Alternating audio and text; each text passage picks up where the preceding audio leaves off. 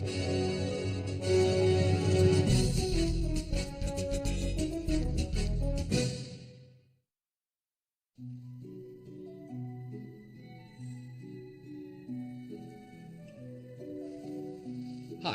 I'm Ron Howard, and you could probably guess that I love film. From silent picture masterpieces to action films of the present day, to the one we'll be watching tonight, The Art of the Deal. Thought to be lost in the Sybil Shepherd blouse fire of 1989, The Art of the Deal is a TV movie based on the best-selling Donald Trump autobiography of the same name. In fact, it was written, directed, and stars Donald Trump himself. But The Art of the Deal was almost never seen. It was preempted by Monday Night Football in 1988. Crappy game, too. Colts versus Browns. Every score was a safety. Browns won 4-2. Trump was furious and vowed never to air his masterpiece. It disappeared for decades until last summer when it turned up at a yard sale outside Phoenix, Arizona. I had to physically wrestle it from a nice woman named Jenny. Much stronger than she looked, very persistent. I'm not proud of what happened, but what's done is done. It's mine now. So tonight, this classic portrait of a New York real estate mogul at the height of his reign, made by the man himself, will be shown in its entirety for the very first time.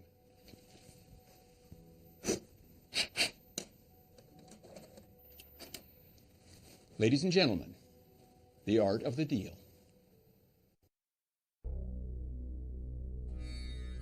On my 10th birthday, I saw something that changed my life. A picture of a kid standing in front of the Taj Mahal. It was gorgeous, it was huge, and it was easily the classiest thing ever built by a Muslim. So I vowed that day to buy my own Taj Mahal. And 30 years later, I got my chance. This one was even classier because it was a casino, and it was in a place way more beautiful than India, New Jersey. It was the Taj Mahal Casino in Atlantic City, but it was owned by the notorious tight-ass Merv Griffin. So getting it would take more than my normal deal-making genius superpowers. It would take The Art of the Deal. This is that story in movie form, based on my best-selling book, which was in best-selling book form. This is The Art of the Deal, okay? The Art of the Deal!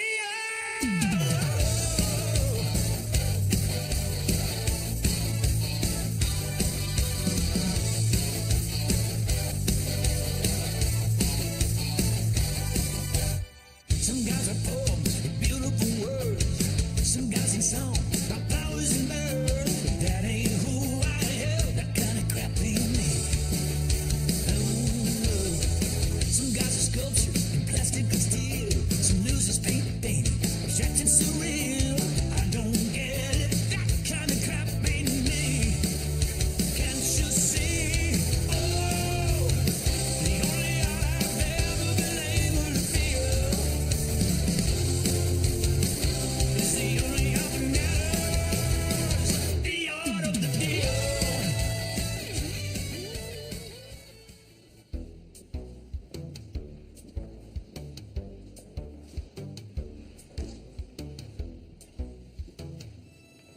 Hey! Put down that best-selling book!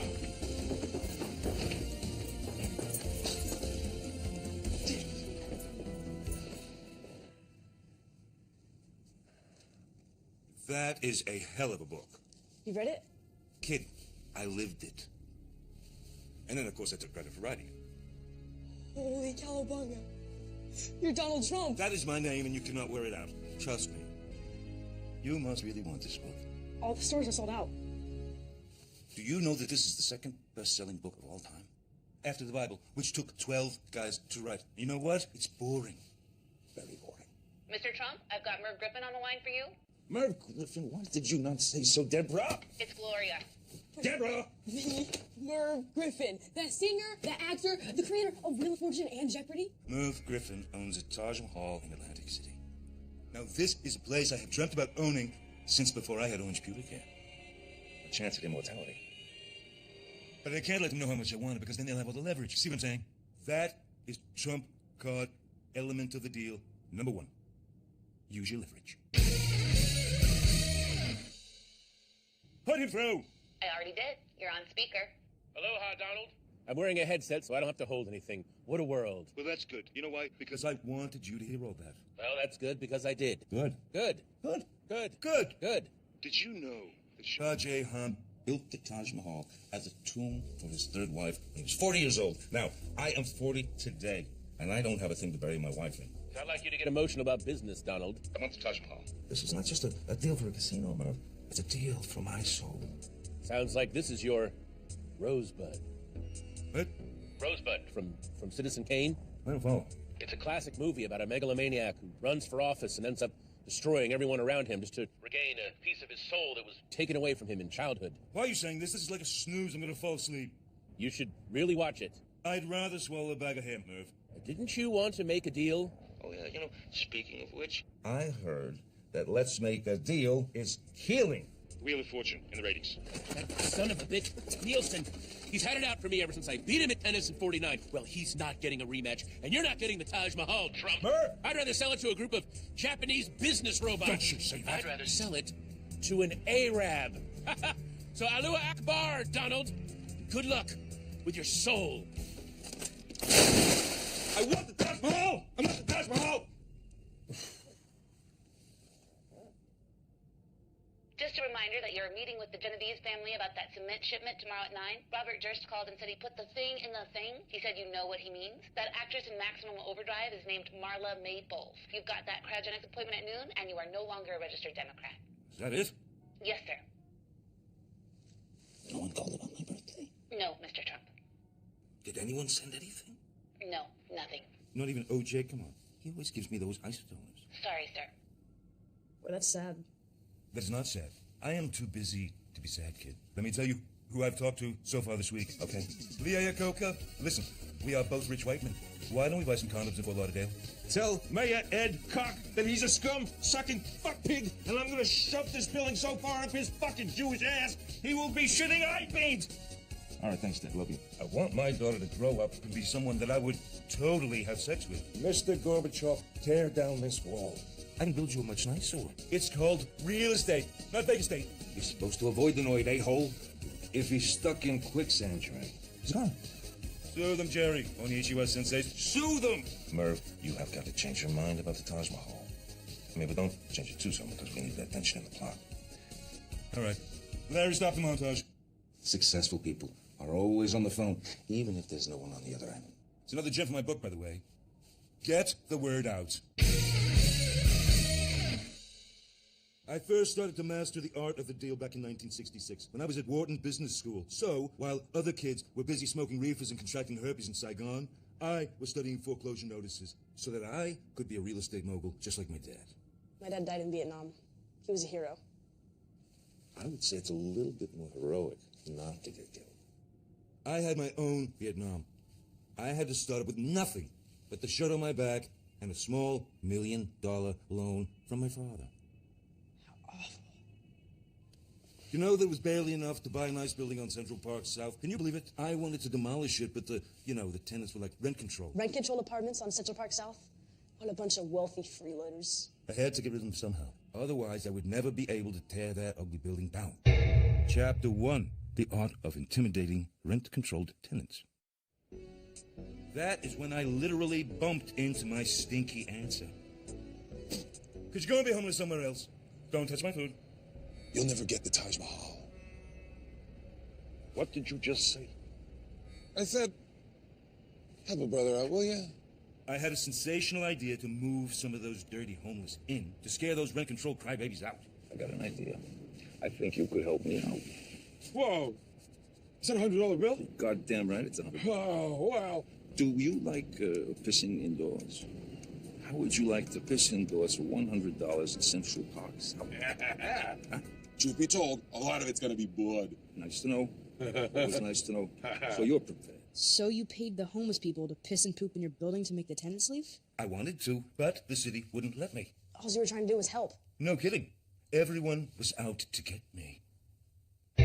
Chapter 2, The Art of Defeating Totally Bogus Discrimination Lawsuits, okay? Mayor Koch, you gotta be kidding me. I, Donald J. Trump, am being sued for discriminating against minorities. It's all part of my liberal agenda there, Donald. I love minorities. They're exotic, they're sensual, especially the Asian. It's not the Asians. Is it the Jews? They are my absolute favorite. Come on, they go to Brisses just for fun sometimes. Look at this. This says I had fun at Josh Lowenstein's bar mitzvah, and I truly did. It was sensational. The gefilte fish, Well, I think we're talking about the African Americans you won't rent to, Donald. That is the problem. Look, Hutch, New York should be a place where everyone, no matter their race, religion, creed, color, can be priced out of their own neighborhood. Not this hellhole where the worthy elite live in fear of rent control. I'm just a stupid politician. I don't have your intellectual prowess. Now, you know what? Maybe a savvy businessman one day is going to be mayor of this beautiful city, president of the United States even. But until that happens, I am going to make sure you don't succeed. Let me tell you something. Your episode of SNL sucked. Sucked! Couldn't watch no tape. I could do much better. Donald J. Trump could do much better. I don't judge a person based on the color of their skin or their tendency towards rape, or even the color they dye their hair. I mean, I judge them based on how they affect property value. I don't understand. You see this thing taking my measurements? She has what you call curb appeal. Any tenant would be pleased to see her outside his building. Trust me. Okay. Get the inseam again? So by day, it was me against the city. But by night, it was me and the city. Cue the montage, Larry! The streets of New York were my playground, but my office was the most exclusive nightclub on the planet, the Club. It's where powerful white men wined and dined to get things done. But because I was such a notorious letting stag, they only let me join under one condition. Promise me that you won't sleep with any of the other club members' wives. What you talking about, Clubbo? Different strokes.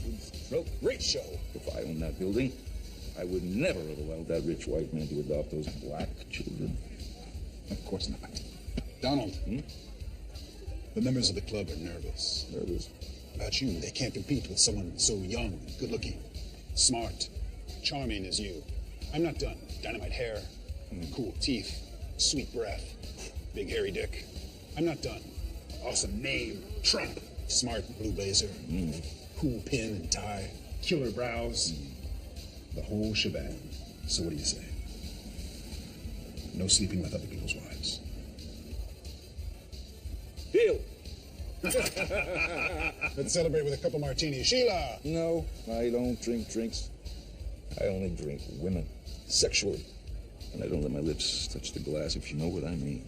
I'm not sure that I do. Well, I digress. I'm terribly sorry about that.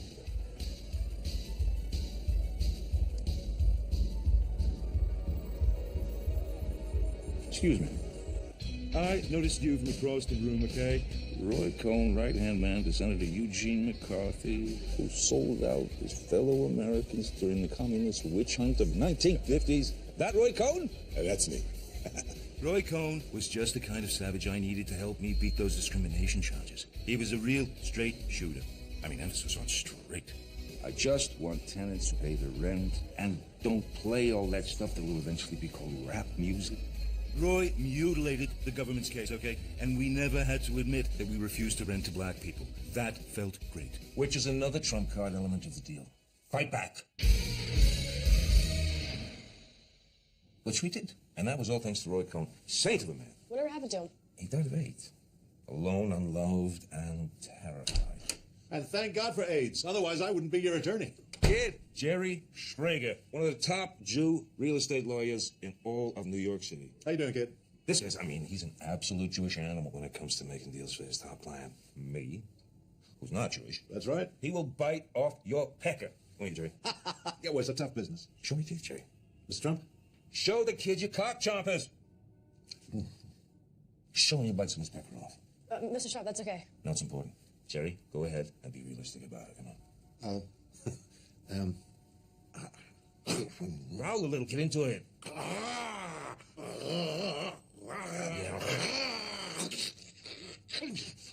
Oh, I don't need it. Oh, I want me here. I'm trying to make a point. Kid, grab a wastebasket, please. Give me that scumbag that cleans shit up in here.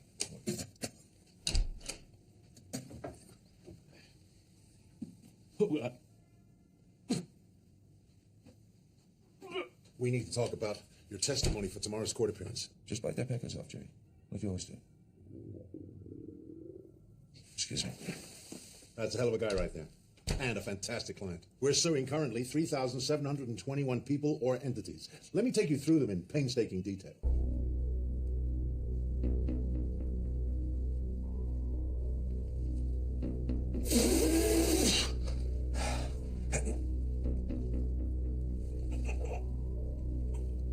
Oh, fuck it. Happy birthday, Donald Trump.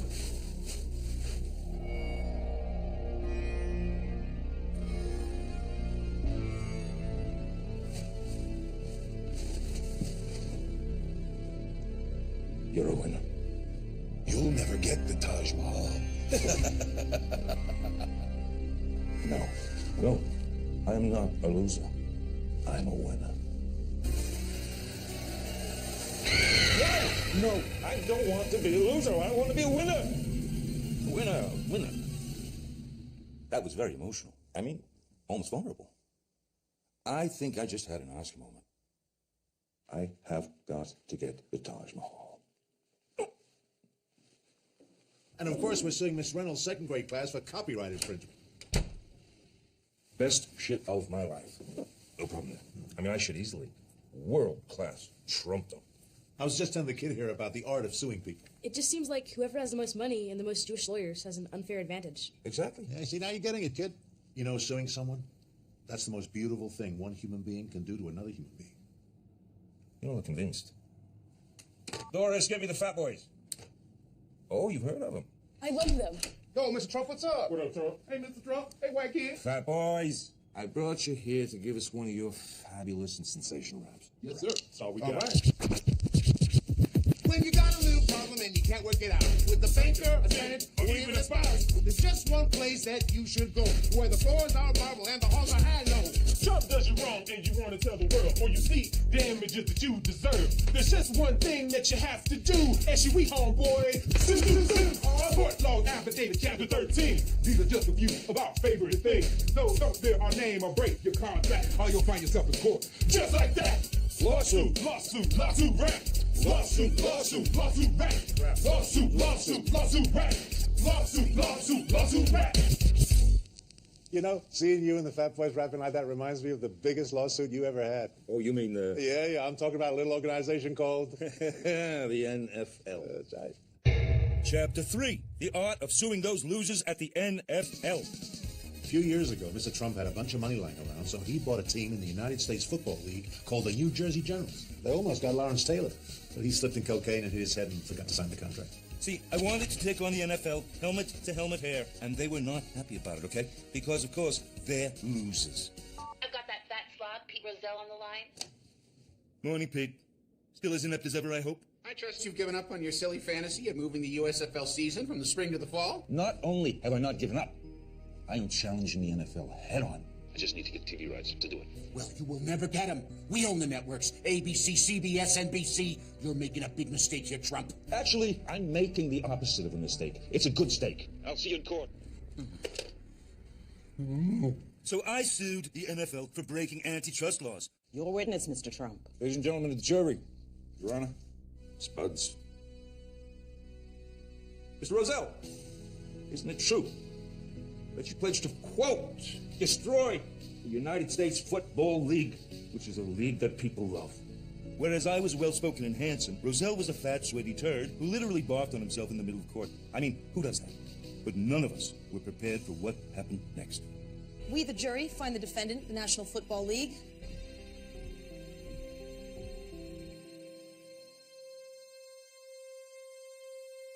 Well, what happened? I'm sorry, I get emotional telling the story. It's just one of my few weaknesses. I love justice. And that's rare these days. Speaking of rare, this is a prototype for a new line of Trump steaks. This is the finest meat anywhere since Kelly McGillis from Top Gun. Try some. You got any salsa? Salsa on an American steak? Whoa, easy, kid. What's your name again? Jose? It's not working out with this kid. Let's go to a commercial. Trump, again. So was the NFL violating antitrust laws? We, the jury, find the defendant, the National Football League, guilty. They're absolutely 100% guilty. I happen to totally agree. And what did you decide to award the plaintiff in damages? We award damages in the amount of $1. It was a symbolic gesture and a slap in the face. It was no big whoop to Mr. Trump. He's a billionaire. No, the real victims were those poor, dumb fans with nothing else to live for. Oh, my aching foot. Ivana, my darling, don't talk about your aching foots. Kid, the love of my life, my wife, the Czechoslovakian immigrant, Ivana Trump. Are you a princess? Not hardly. Sir Donald has me working all the day at the casino. What she's talking about is the most elegant, sensational Trump castle in Atlantic City. She runs it. Oh, yes. Taj Mahal is still the ultimate dream, of course. Yes, it is a building more beautiful than anything or anyone. That is correct. Yes, I know. He make me dress up as the Taj Mahal sometimes. It's very heavy. I brought my clavicle once. Obviously, Ivana's jealous because she won't be buried in the Taj Mahal since she's not my third wife. But, you know, being entombed forever in Trump Castle, not so bad. It actually used to be a Hilton. One of my all-time great deals. You see that? Tony, zoom in on the model. Okay? Look, me and the model. Can you see it? Look. Up. No, step. Deal with your foots.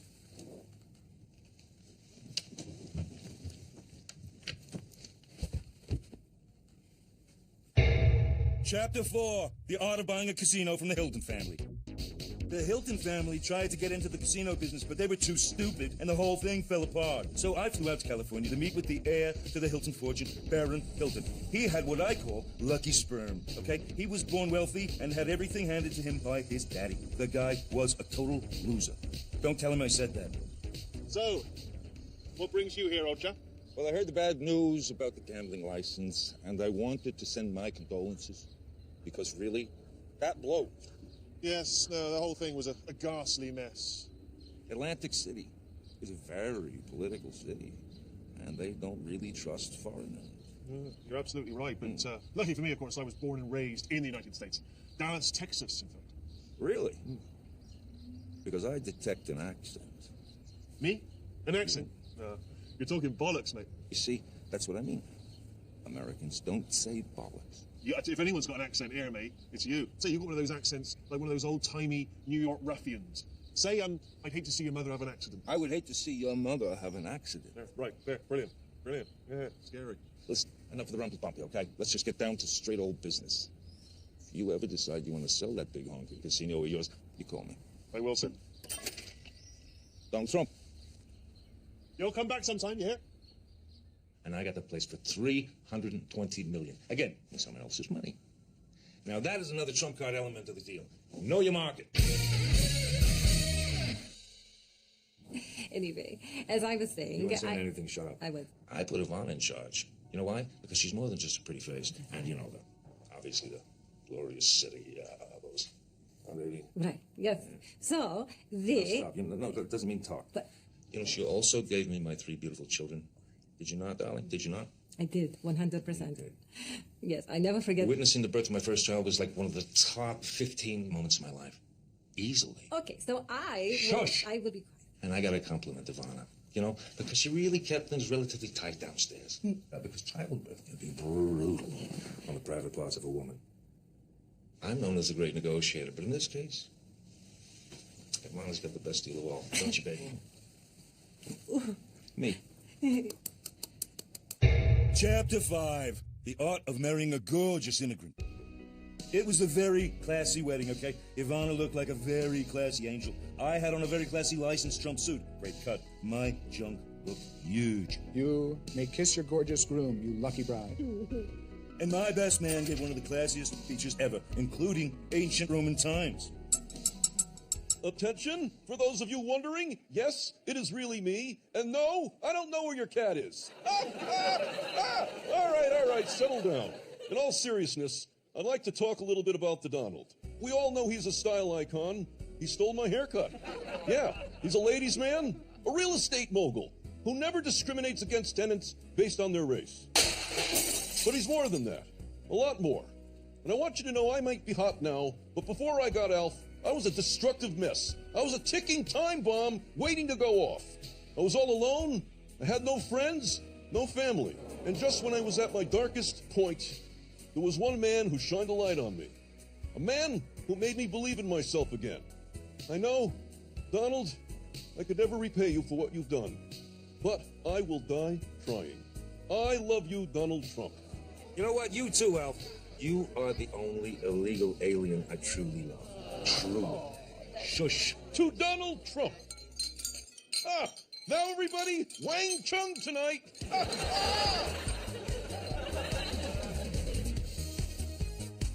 That's so beautiful. I wish I could have been there. I am so sorry. We only had 2,000 invites. There were thousands of women that I could have chose from. But I'm glad that I chose to marry Ivana. It's like my famous trump card element of the deal. You maximize your options. Mr. Trump, sorry to interrupt your flashback, but I've got Merv Griffin on the line for you. Okay. Listen, Ivana, time for you to go, because I got somebody more important to talk to. Okay? I just need to borrow a couple things. Can somebody remove Ivana from the set because she's killing me? Get her out. I'm in the middle of a workout right now, so my heart rate is at the perfect tempo for negotiating. Go. I've been thinking, and I'm not sure I want the Taj Mahal anymore. Why not? It's a dump, Merv. If I was you, I would resort to Jewish lightning, you know what I mean? What about all that immortality talk? What was that, all bull roar? I don't need your casino to be immortal. If I buy it, I'll be doing you a favor. I don't get it. Let me put this into terms you can understand, okay, Merv? It's Final Jeopardy, and you keep spinning, lose a turn. If you're not careful, that slut van is going to turn over a net, and you. And you'll miss the daily double. She back my drift. He's taken everything I've created, melted them down into truth bullets, fired them into my forehead. You know, I really, really do. But he's acting like he's not going to die of prostate cancer in 19 years. And you, son, have just witnessed a key trump card in my book. Protect the downside. I attacked his ego to hide my own downside. But my very existence depends on getting the Taj Mahal at any cost. Any cost. Hello, Mr. Trump. I have the new blueprints for the Taj Mahal. New blueprints. Kid, this is my architect. There's Scott. You know he's a Nazi? I was born in Pennsylvania. There's cocaine Nazis killed thousands. I was 5 during World War II. Blueprints for the Taj Mahal, but you don't even own it. If you visualize something, not with your eyes, but with the eyeballs inside your brain, it comes reality. You know what I call it? I call it the secret. Adolf Hitler was a terrible man. Leave him alone. Okay. So, let's make the whole foundation classier. These are great changes, Mr. Trump. Hey, do that silly salute that, you know, I love so much, too. But please don't make me Please do do this. it again, just once. Oh, come on, come on. Come on! You Korean? I'm Japanese. No kid in here, please. Architecture is cool. You and Scott sure make a great team, Mr. Trump. This is how it happens. I have an idea. Joey draws it up. I make it better. It's easy. You know what the very first building we worked together on was? What's that, Mr. Trump? The one you're sitting in. Today, Trump Tower is universally recognized as one of the most erotic buildings on the planet. Am I wrong, or am I right, or am I wrong? You are right. In fact, a man was recently arrested for trying to have sex with it. He was crazy in love. But that irresistible design did not happen overnight. Chapter 6. The last chapter, okay? The art of building the Trump Tower. We're little people. Little mini people. Well, this is just a proof of concept. How is anyone going to know what this is if we don't have little mini people walking around, drinking little mini coffees, having a sensational mini shopping experience at our mini Trump Tower? I will add mini people. Give them all backstories. What do they do for a living? The tiny places that they're from. And why are they visiting Trump Tower? Huh? You got it? Yes, Mr. Trump. Nowadays, everybody does mini people backstories. But back then, it was unheard of. Did I ever tell you how Trump Tower came to be? Should the mini people's cups be filled with real coffee? I had admired the lot on 57th and 5th since I was 9 months old, and I remember that vividly. I had always wanted to do 2 things on 5th Avenue. Shoot someone in the middle of the street and then watch them die, and build a skyscraper. But to make either dream a reality, I had to get the lease to that big, stupid Bonwit Teller building and then tear it down. The guy in charge of the property agreed to let me take over the lease for a measly $25 million. But I needed this moron to sign a letter of intent. If he found out how valuable this lot was, he would be able to sell it to someone else for a whole lot more. Oops. If he found out how valuable this lot was, he'd be able to sell it to someone else for a whole lot more. I couldn't let that happen. And now I'm about to meet with the head of Tiffany's to talk about buying the air rights above their building. Tiffany's is the top luxury retailer in the world, okay? But they don't make lamps. That is a totally different company, and if I slipped even once and said something like, how's the lamp business going, the whole deal would be over. I love your lamps. Thank you. They were given to me as a gift from Winston Churchill. That was a close call. I need those air rights, Walter. But, Donald, they've been in the family for generations. Chip and yourself got them for her sweet 16. Have a look at this. This is what I'm going to have to build if I don't get the rear rights. Is that graffiti? Yep. And there is nothing I can do about that because you got this place loaded with Mexicans. Now, here is what I will be able to do. I do get those air rights, you see. Oh, look at this. Look at all the little mini people. What's this one doing? Oh, well, he's a dentist who got off work early. He's shopping for his wife's 50th birthday. And this one? Oh, she's visiting from Houston. Her dad just died from advanced Hodgkin's lymphoma, but he left her a little money to do some traveling. That's lovely. What about this one? That is a dog walker who just got reunited with her twin. That's wonderful. So, what do you lamp, Mr. Hoving? Do we have a lamp? Yes, young man. Yes, we do. And with that handshake, I was on my way to securing deal after deal after deal after deal after lamp after deal after deal after deal after deal after deal after deal just to make Trump Tower a reality. But I had yet to face our most fearsome foes, the New York City Zoning Board. They met in secret and made all zoning decisions based on ancient blood rituals. But I knew they would approve my request. I mean, we had a little cause. So, now I had approval to tear down this petrified piece of doggy doo-doo so I could build my master penis. But in real estate, nothing's ever easy. Mark everything! Stop! Stop the demolition! We're from the Metropolitan Museum of Art, and those friezes are priceless examples of Art Deco sculpture. They don't look very priceless to me. Well, I assure you, they are, Mr. Trump, and they need to be preserved. Why didn't you people mention this earlier? Well, I was in Italy all summer giving a lecture on pornographic medieval art. And I am timid. Just remove and donate the friezes to the museum no matter the cost. Now, if you'll excuse us, we need to go misuse taxpayer dollars and have affairs with our interns. Those freezers turned out to be heavier than that fat cow, Rosie O'Donnell, on Thanksgiving, and the cost of removing them would have been fantastically astronomical. All right, smash it.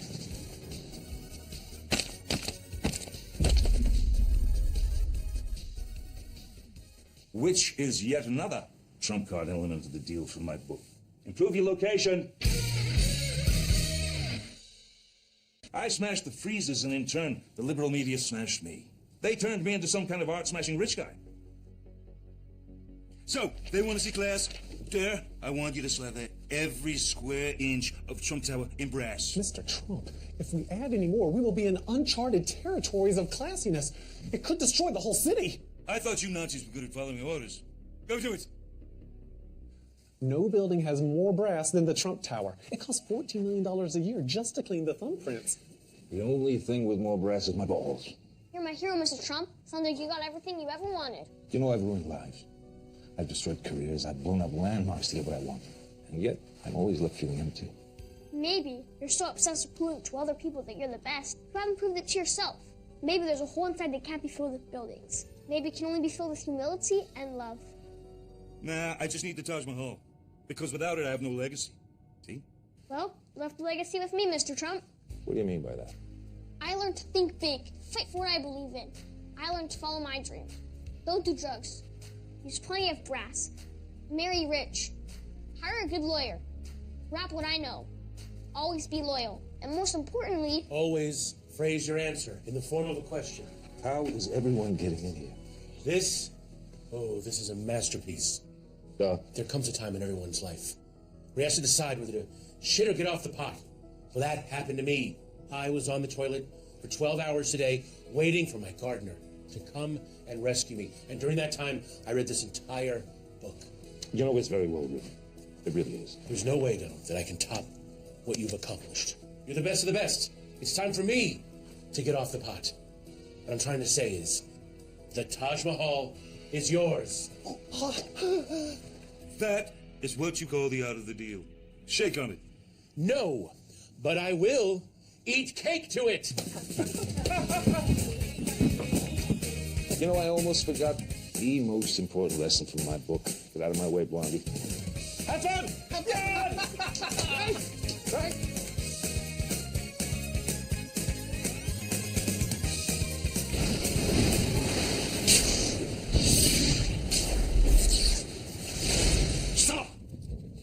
blow out those candles. It'll set off a chain of events that ends with you becoming president. That's ridiculous. It's not ridiculous. It's catastrophic. I've come all the way from the year 2016 to stop it. Hey, buddy, why don't you just sit down, we could have some cake, and we could talk about this. I've got to take you back to the future to stop this. Come on. The DeLorean is double parked out front. Look, he's disappearing. What? No, he can't. I already traveled back in time to kill Christopher Lloyd so he would never star in Back to the Future. And it was a pain in the ass, too. You, me, from 2016? Please call me President Me. You haven't aged a day. You look sensational. Really. Check this. Nuclear codes. Cool, huh? Sweet. You can demolish a lot of buildings with that. I gotta say, this has been the most sensational 40th birthday party I've ever had. I got a meeting with Interior Secretary Carmen Electra. So, I'm Audi 5000. They say that in the future. They do. Oh, yeah, listen. Get at Donald Trump on Twitter as soon as it's invented. Otherwise, you'll be stuck with, like, at real Donald Trump. You'll hate it, trust me.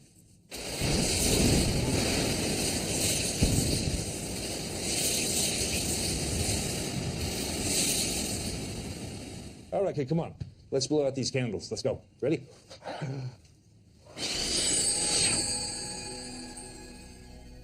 Are you all right, Mr. Trump? I'm not Mr. Trump. Are you all right, kid? What are you talking about? I'm Donald Trump. Ooh, we must have switched bodies when we blew out the candles together. I love this genre. I think this is the beginning of a beautiful movie franchise. It's gonna be huge.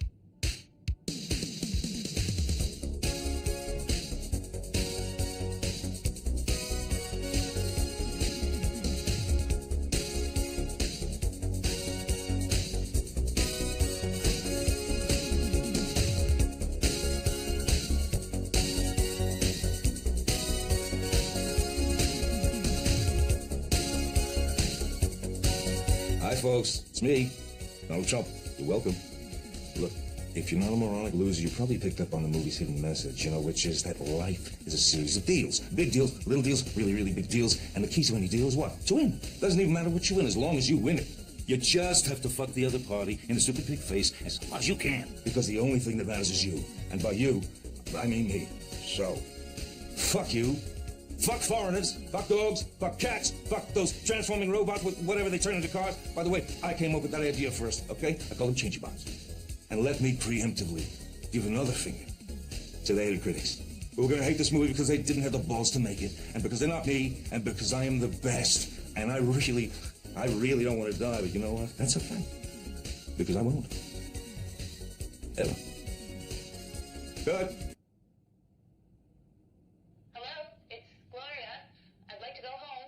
The art of the deal.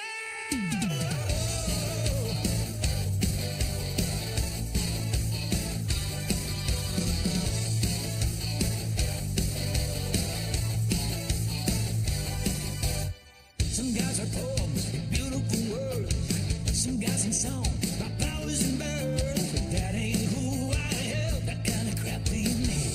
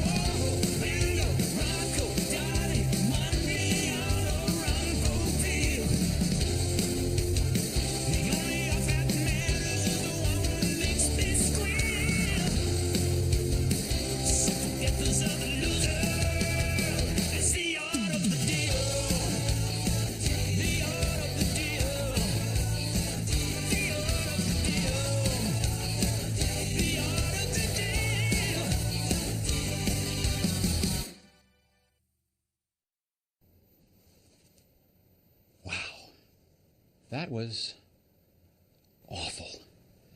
I mean, hauntingly bad. It kind of makes me want to rethink my passion for filmmaking. You know, we should probably just pretend that this film, and in fact Donald Trump, never even existed. I am so sorry.